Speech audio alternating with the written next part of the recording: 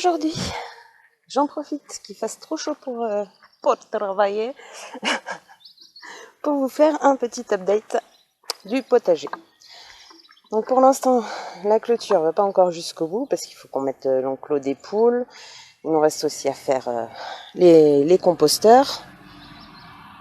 Salut tracteur.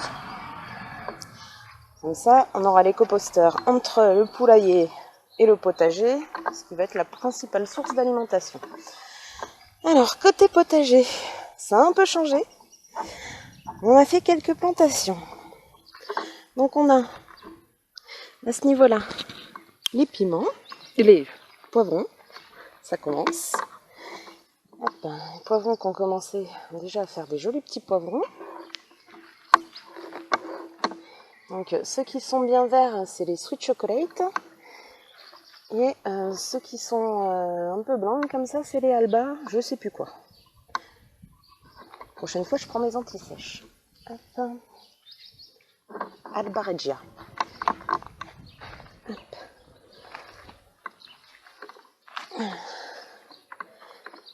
Et ensuite, sur le bout de la ligne, on a fait nos tests de kiwano en mode tu grimpes comme tu peux sur ce qu'on a. Hop. Pour l'instant, de l'autre côté, on est en train de préparer les bandes. Mais là, on a enfin planté les patates. Donc là, les 3 rangs, 1, 2, 3, c'est les patates primeurs. Derrière, la version conservation, avec un rang. Les 2 rangs à côté, plus sombres parce que je les ai arrosés ce matin, c'est les haricots qu'on a semés en début de semaine, qui commencent à sortir un petit peu, si je peux vous en montrer. Hop. Là, ça commence à sortir. Là aussi.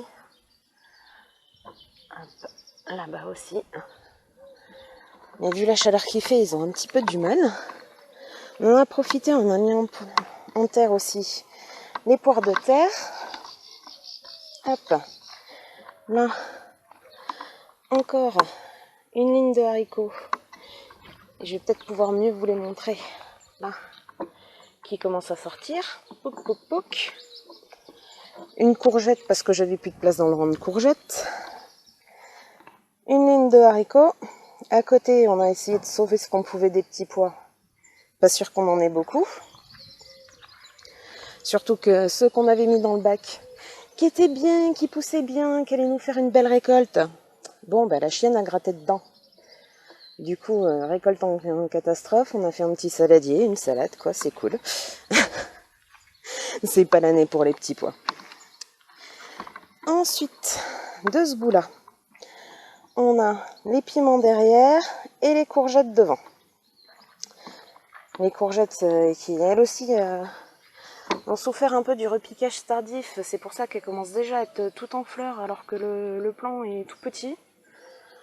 On va voir ce que ça va donner. Ce serait bien qu'ils se mettent un peu à la pluie, mais chaque fois que la météo nous annonce de la pluie, ben ça doit juste nous passer au-dessus. On a les collègues à Bordeaux qui râlent d'avoir de la flotte toute la journée. Nous, on en a 3 gouttes. Et donc là, on a les tomates qu'on avait plantées ensemble. Donc les 37 pieds de tomates qui se portent plutôt bien. On en a juste perdu un là-bas de l'autre côté. Mais du coup, comme on en avait en rade, on l'a changé. On a notre gentil voisin anglais qui s'en va et qui du coup nous a filé tous ces tuteurs bambou là. Je vais aller vous les montrer après. Ce qui fait que on les a mis pour les tomates en espérant que ça marche mieux que les espèces de spirales en métal là qui tutorent rien du tout. Ce qui a été planté ce matin aussi, qui du coup a encore bien souffert de la chaleur sur la terrasse, ce sont tous les petits concombres. Donc, et on voit qu'ils ont souffert parce que commencent déjà à faire des bébés. Les bébés concombres, Sauf que le plant il est tout petit, normalement il pousse, il se développe et après il nous fait les fleurs et les concombres. Mais là, il fait tout en même temps, donc on ne sait pas trop ce que ça va donner. Et donc là on a toute une ligne de concombres. Juste là au bout, j'ai mis les deux dans le même trou, parce que je voulais pas attaquer une ligne juste pour un pied de concombre, donc ça nous fait 8 plants. Et donc là, c'est ce que je vous disais, le petit cadeau du voisin. Donc des petits tuteurs et les grands derrière.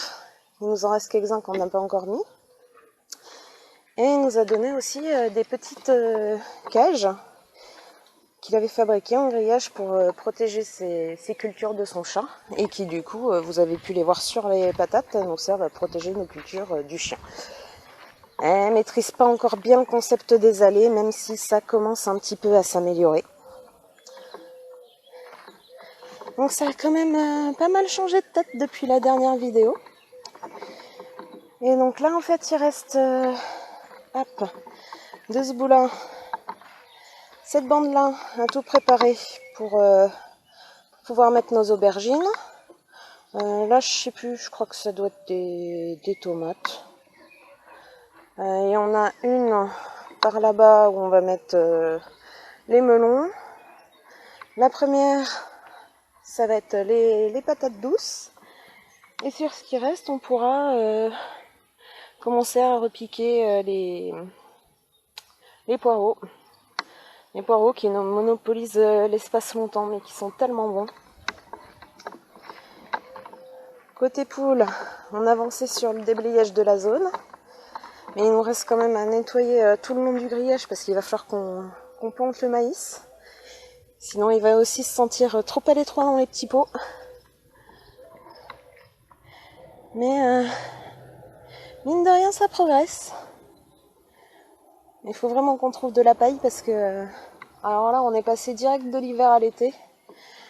Et c'est compliqué. Le manque d'eau se fait sentir. Alors heureusement avec une terre bien argileuse comme la nôtre, on arrive à ce qu'elle reste humide en profondeur. C'est les 3-4 premiers centimètres, ça sèche beaucoup. Mais par contre derrière, ça reste mouillé, donc c'est plutôt pas mal. Et donc si on arrive à bien pailler comme il faut partout, et pas juste des petits ronds au pied, on devrait arriver à ce que toute l'argile reste humide, fasse bien éponge, et que les plants se portent mieux. Bon là c'est la première année, c'était un petit peu compliqué, hein. Avec quand on se prend un mois de retard dans les travaux, forcément derrière, les plantes elles trinquent un petit peu, mais en tout cas, le potager commence à être plutôt sympa.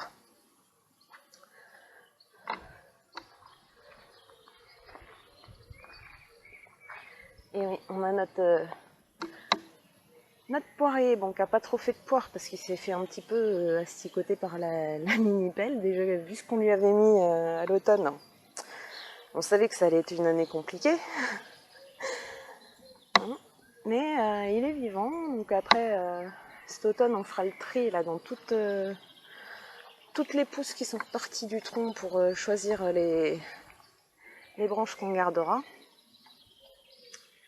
Et peut-être d'ici 2 ans, on devrait avoir de belles récoltes de poires. Et alors oui, d'avoir des arbres dans son potager, c'est chiant parce qu'il y a plein de racines.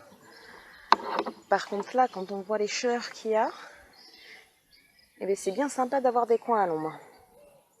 C'est aussi pour ça qu'on a planté dans cette partie-là en dernier, parce que c'est la partie qui est la plus au soleil. Elle a l'ombre de l'arbre du voisin, mais juste le soir, vers 16-17 heures. Autant dire que toute la journée, ça crame bien. Il y a encore du boulot, mais on est plutôt fiers de ce qu'on a fait pour l'instant.